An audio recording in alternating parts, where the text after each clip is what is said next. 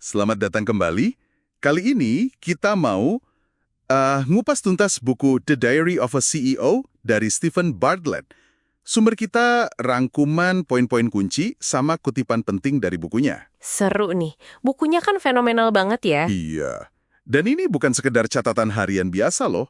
Bartlett itu dia rangkum perjalanan bisnisnya yang, wah, luar biasa, plus ratusan wawancara sama tokoh hebat.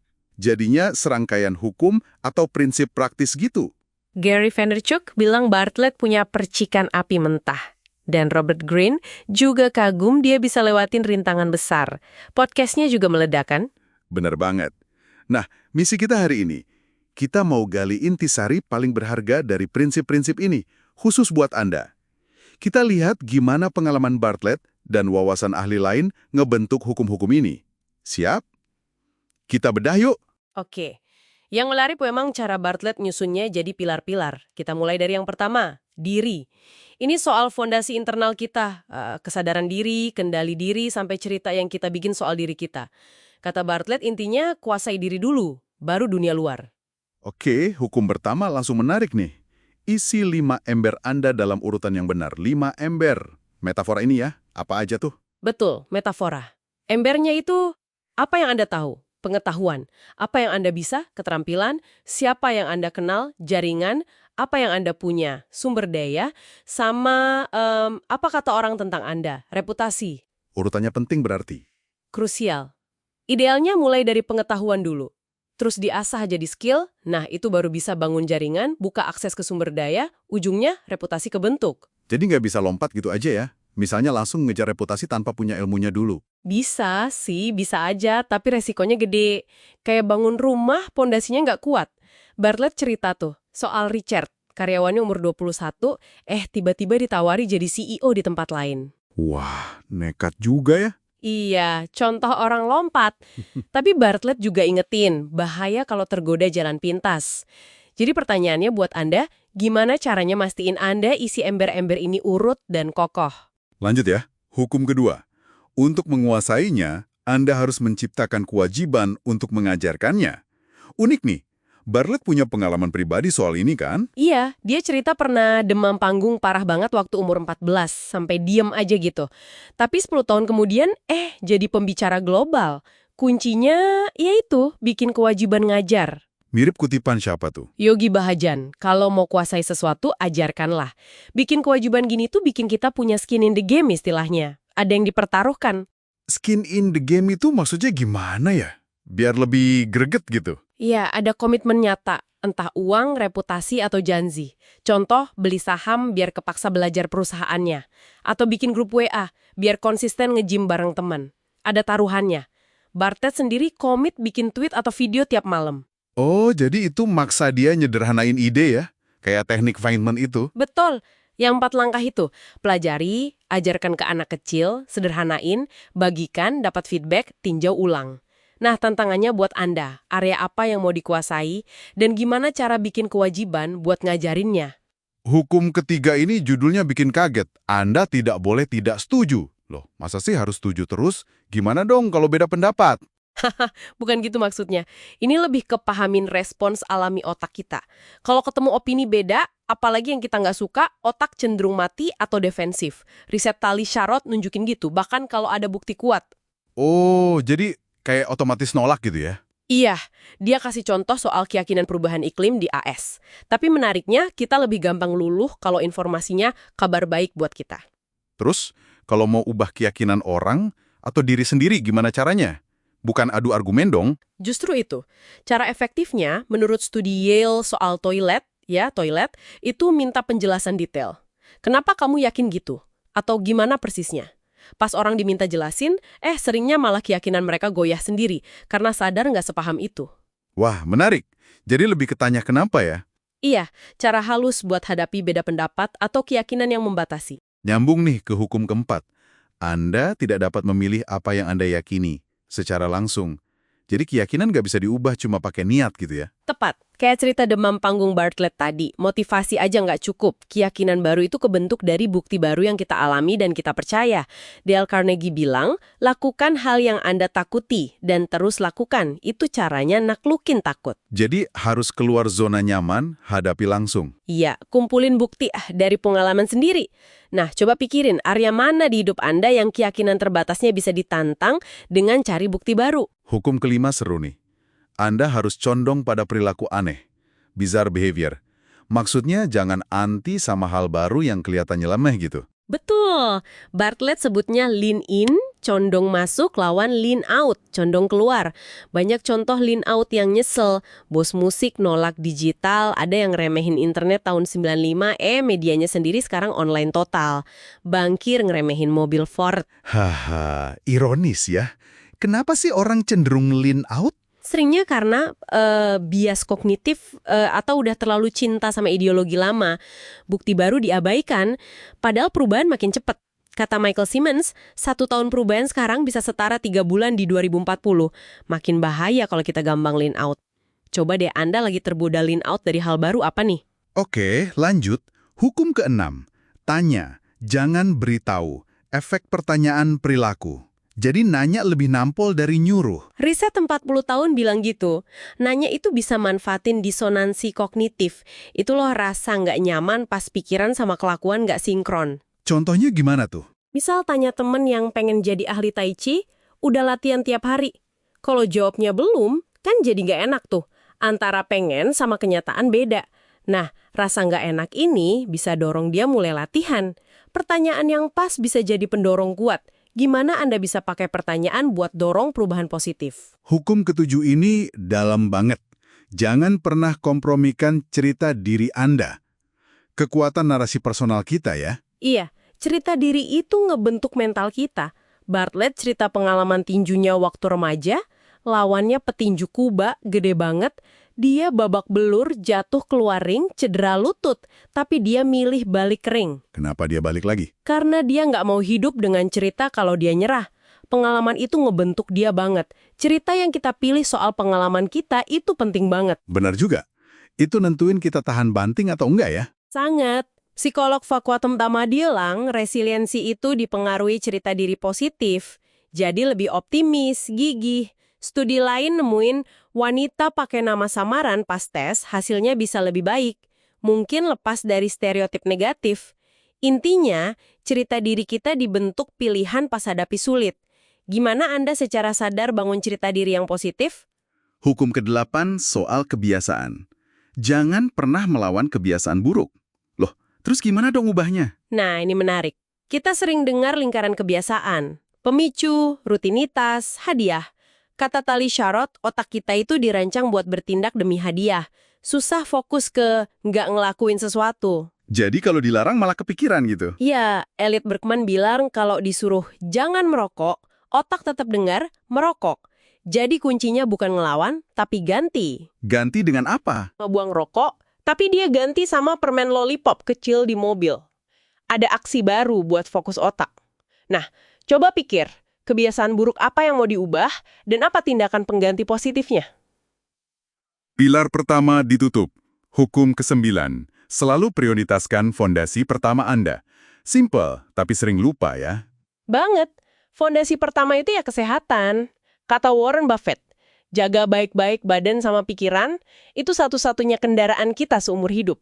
Atau kata Edward Stanley, yang rasa nggak punya waktu olahraga, cepat atau lambat harus siapin waktu buat sakit. Kesehatan itu fondasi utama. Udah beneran jadi prioritas nomor 1 belum buat Anda? Masuk pilar kedua, cerita. Bartlett bilang cerita itu senjata terkuat pemimpin. Mata uang kemanusiaan. Setuju banget sih ini. Iya, storytelling tuh penting banget ya. Hukum ke-10 langsung unik.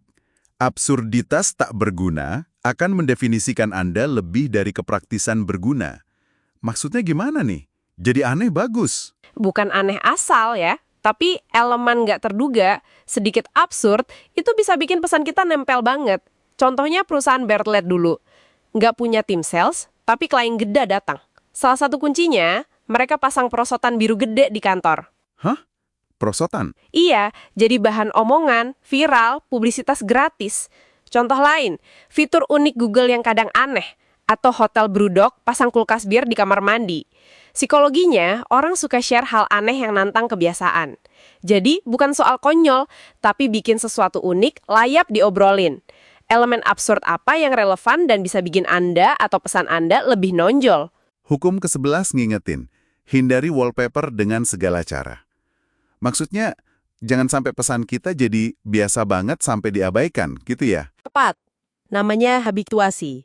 Otak kita tuh pinter. Ngabaikan stimulus konstan biar fokus ke hal baru atau bahaya. Kayak suara AC. Lama-lama nggak kedengeran kan? Contoh ekstrimnya ada. Ada. Aaron Ralston yang tangannya kejepit batu itu awalnya nggak ngerasa sakit parah karena otak fokus ke bahaya lain. Penyintas Holocaust cerita gimana mereka jadi terbiasa sama ngerinya camp. Kata ayah aja kalau diulang terus bisa hilang maknanya sesaat. Itu satiasi semantik. Kata revolusioner juga jadi gitu ya, udah biasa banget. Nah, itu dia. Udah jadi wallpaper. Jadi, gimana caranya jaga pesan Anda tetap segar dan nggak diabaikan? Nah, hukum ke-12, kelanjutannya. Anda harus membuat orang kesal. Wah, makin provokatif. Sengaja bikin orang marah gitu. Bukan marah destruktif ya, tapi intinya jangan takut mancing reaksi emosional. Hasil terburuk dalam komunikasi itu bukan dibenci, tapi diabaikan. Kalau datar-datar aja, ya jadi wallpaper tadi, hukum 11, tim pemasaran Bartlett punya prinsip. Bikin orang ngerasain sesuatu apapun itu. Kadang berani ambil sikap, walau bikin sebagian nggak suka, itu lebih baik daripada main aman tapi nggak diingat sama sekali. Anda berani ambil resiko itu. Hukum ke-13. Tembak moonshot psikologis Anda terlebih dahulu. Moonshot psikologis? Apaan tuh? Moonshot kan proyek ambisius. Nah, moonshot psikologis itu investasi relatif kecil tapi dampaknya ke persepsi orang gede banget. Bartlett bilang, sering lebih murah dan efektif ubah persepsi daripada realitasnya. Contoh paling kuat, Uber. Kenapa Uber? Kan cuma aplikasi taksi. Nah, itu dia. Uber lahir dari frustrasi nunggu taksi. Mereka nggak cuma bikin app, tapi mecahin masalah psikologis penumpang. Cemas nunggu UN, diatasi pakai peta real-time, operational transparency. Bosen nunggu, idleness aversion, diatasi lihat mobil deketin. Fokus ke akhir pengalaman, pick and rule. Mereka desain ulang industri modalnya pemahaman psikologi. Di area Anda, ada nggak moonshot psikologis yang bisa dilakuin modal kecil, tapi efek persepsinya maksimal? Hukum ke-14 ini lawan arus. Gesekan dapat menciptakan nilai. Bukannya kita selalu disuruh bikin semua serba gampang? Intuisi kita emang gitu. Tapi kadang, sedikit gesekan yang disengaja justru bagus. Contoh klasiknya campuran kue instan General Mills tahun 50-an. Awalnya sepi peminat, terus mereka ubah. Telur bubuknya ilangin, konsumen diminta nambahin telur sendiri.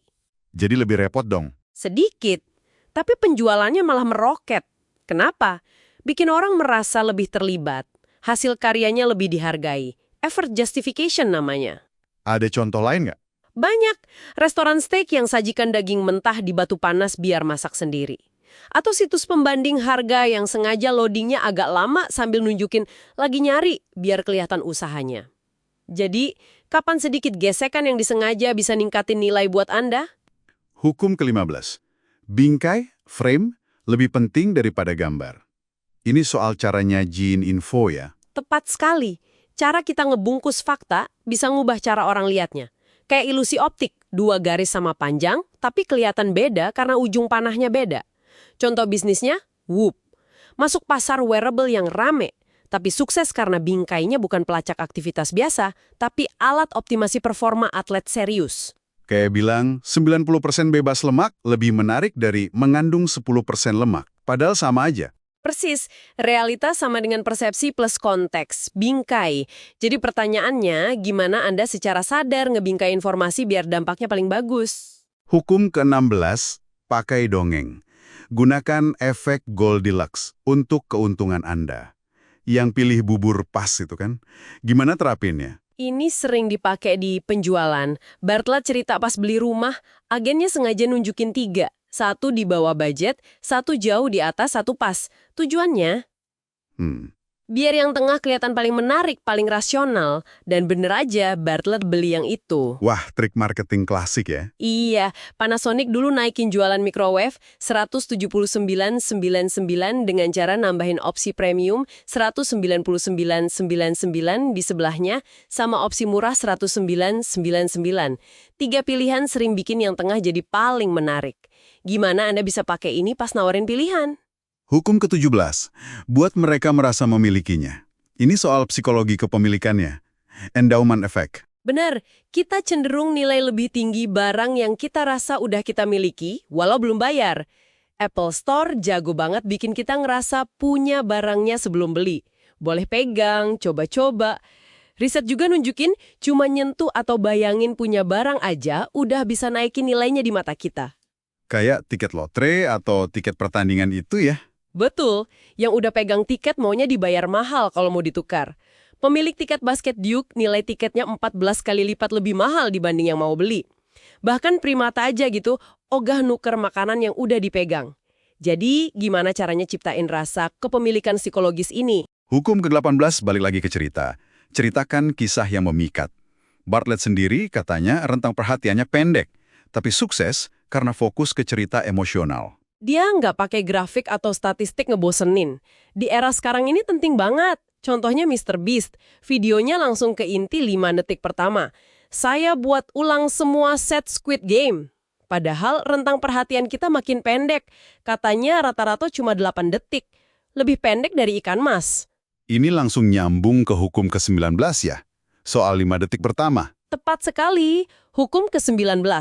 Perjuangkan 5 detik pertama. Bartlett nekenin banget pentingnya ngerancang 5 detik awal secara agresif, lupakan basa-basi, langsung hajar pakai janji atau poin paling menarik. Ada bukti konkretnya nggak? Ada. Dia cerita, video yang diedit ulang intro 5 detiknya lebih kuat, view-nya naik drastis, orang yang nonton lewat 10 detik pertama naik 150%. Ini berlaku di mana aja. Coba cek lagi, 5 detik pertama konten Anda udah cukup nendang belum? Hukum ke-20, pakai filosofi Jepang. Keringatilah hal-hal kecil, kaizen, yang dipakai Toyota itu kan. Semua ikut, semua cari cara perbaiki, terapkan, ulangi. Jadi kekuatan 1% perbaikan tiap hari itu gede banget ya akumulasinya. Betul, tapi nggak gampang implementasinya. Kotak saran sering gagal. Toyota pendekatannya lebih dalam. Edukasi, kriteria jelas, ada pengakuan, nggak melulu uang. Hati-hati juga motivation crowding. Hadiah uang bisa matiin motivasi intrinsik. Kuncinya bangun budaya peduli detail. Anda udah cukup berkeringat buat hal kecil. Hukum ke-21 ini peringatan. Kesalahan kecil sekarang menciptakan kesalahan besar nanti. Pentingnya kalibrasi ulang terus ya, kayak Tiger Woods. Persis. Tiger Woods berani rombak ayunan golfnya pas lagi di puncak karir. Gila kan? Tapi dia terinspirasi Kaizen, lihatnya sebagai perbaikan kecil buat jangka panjang. Di hubungan, John Gottman nemuin penghinaan contempt itu prediktor cerai paling kuat. Itu sering akumulasi masalah komunikasi kecil yang nggak kelar. Makanya Bartlett punya ritual check-in mingguan sama pasangannya. Itu Kaizen relasional. Nah, area mana di hidup Anda yang butuh penyesuaian kecil tapi konsisten biar nggak jadi masalah gede nanti?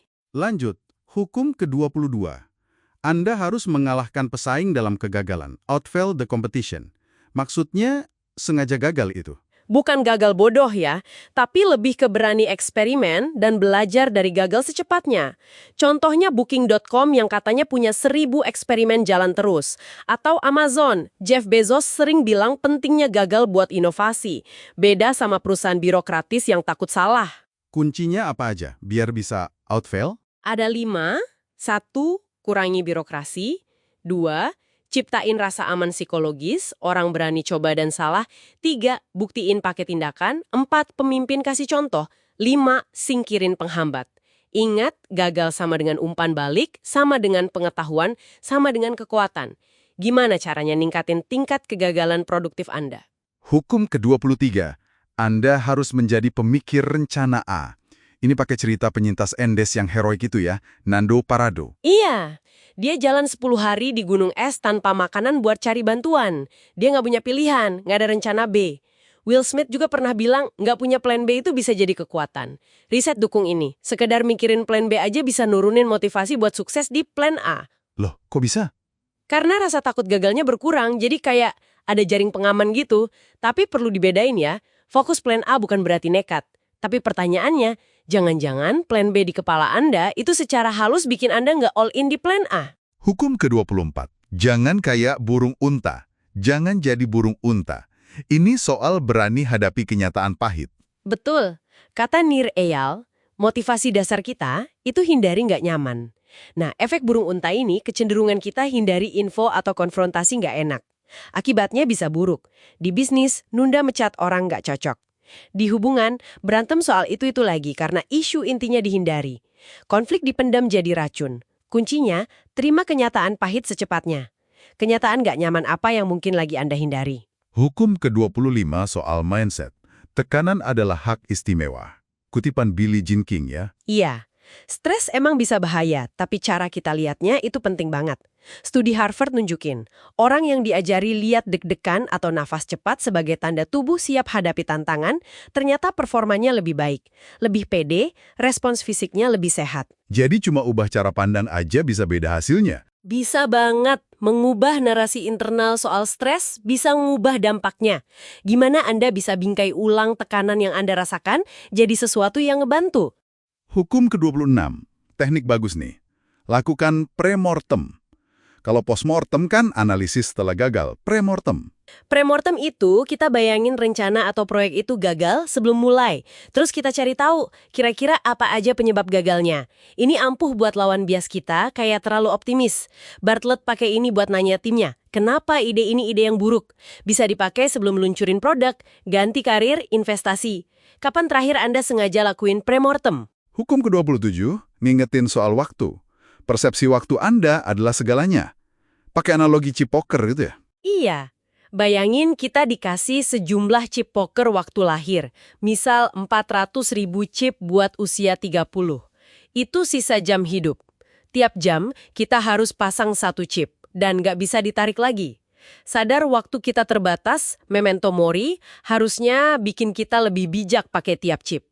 Bukan buat nakutin, tapi biar sadar nilainya. Gimana Anda masang chip waktu Anda tiap hari? Udah ke hal paling penting? Hukum ke-28 kasih rumus. Persamaan disiplin. Gimana tuh rumusnya? Simple, tapi kuat. Disiplin sama dengan nilai tujuan, sepenting apa tujuannya, plus hadiah dari pengejaran, seenak apa prosesnya, biaya pengejaran, sesulit apa usahanya. Bartlett contohin pas belajar DJ. Nilai tujuannya tinggi, prosesnya dia nikmatin, biayanya dia rela bayar. Jadi kalau mau ningkatin disiplin, kita bisa utak-atik 3 itu ya. Betul. Perkuat nilai tujuan, bikin prosesnya lebih asyik, atau kurangi biayanya. Gimana Anda bisa pakai persamaan ini buat tujuan Anda? Hukum ke-29 ini sering lupa nih. Tanya siapa, bukan bagaimana. Kebanyakan kita langsung mikir gimana caranya, padahal harusnya. Harusnya tanya siapa orang terbaik yang bisa ngerjain ini. Bartlett ngaku dia nggak jago operasional, jadi dia fokus ke kekuatannya, produk, dan cari orang siapa yang jago di area lain. Steve Jobs bilang, rekrut orang pinter biar mereka yang kasih tahu kita harus gimana. Ego kita pengennya bisa semua, tapi potensi terbaik muncul kalau berani delegasi ke siapa yang tepat. Kapan Anda perlu berhenti nanya bagaimana dan mulai nanya siapa? Hukum ke-30, pakai istilah kultus. Ciptakan mentalitas kultus yang positif. Maksudnya gimana nih? Kok serem? Ini ngutip Peter Thiel. Kultus di sini bukan konotasi negatif, tapi budaya startup awal yang kuat banget, fokus penuh keyakinan. Bedanya, kata Thiel, kultus biasa fanatik ke hal salah. Startup sukses fanatik ke hal benar yang orang lain lewatkan. Ada 4 tahap perusahaan. Kultus, pertumbuhan, enterprise, penurunan. Apa aja bahan kultus positif itu? Ada beberapa. 1. Rasa komunitas dan kepemilikan kuat. 2. Misi bersama jelas. 3. Nilai-nilai yang dihidupi. 4. Kemampuan nyingkirin apel busuk, orang toksik cepet. Termasuk berani 3 bar, pecat rekrut latih walau nggak nyaman. Elemen kultus positif apa yang bisa perkuat tim atau komunitas Anda? Hukum ke-31 dari dunia bola. Anda harus menjadi pemimpin yang tidak konsisten. Loh, kok nggak konsisten? Bukannya harus adil? Nggak konsisten di sini maksudnya adaptif. Perlakukan tiap orang sesuai kebutuhannya, bukan pukul rata. Contohnya Sir Alex Ferguson. Dia bisa marah besar ke satu pemain walau mainnya lumayan, karena tahu itu bakal memacu dia. Tapi ke pemain lain, dia bisa personal banget, tahu detail keluarganya. Oh, jadi beda orang, beda perlakuan gitu ya? Iya, disesuaiin buat keluarin potensi terbaik masing-masing. Gimana Anda bisa jadi lebih nggak konsisten secara strategis buat tim Anda? Nah, kita sampai di ujung daftar hukum yang dibahas di sumber kita nih. Sayangnya, hukum ke-32 nggak ada detailnya ya? Betul, dan hukum ke-33 yang jadi angka di judul bukunya juga nggak dirinci di materi kita kali ini. Jadi kita nggak bisa kupas lebih dalam ya, tapi ini justru ngingetin kita sesuatu. Diri, kekuatan cerita, sampai soal gagal, mindset, disiplin, delegasi, budaya tim, kepemimpinan. Banyak banget ya intisari praktisnya. Iya, yang paling kerasa benang merahnya itu penekanan di psikologi ya. Paham cara kerja pikiran dan perasaan manusia, individu maupun kelompok, itu jadi kunci. Plus pentingnya aksi nyata. Belajar terus lewat pengalaman, eksperimen, bahkan gagal. Benar. Walaupun kita nggak bahas semua 33 hukum, tema besarnya jelas. Sukses itu soal belajar tanpa henti. Belajar tentang diri, orang lain, dunia, terus berani bertindak. Nah, karena kita nggak bisa bahas hukum 33 dari sumber ini, mungkin ini pemikiran penutup yang pas buat Anda. Buku ini nawarin 33 hukum versi Stephen Bartlett. Tapi perjalanan Anda kan unik. Mungkin ada hukum ke-34, ke-35, atau seterusnya versi Anda sendiri, yang cuma bisa ditemuin lewat eksperimen dan refleksi pribadi Anda. Pelajaran penting apa soal belajar tanpa henti yang lagi Anda temukan dalam hidup Anda sekarang, yang nggak ada di buku manapun? Renungkan itu ya.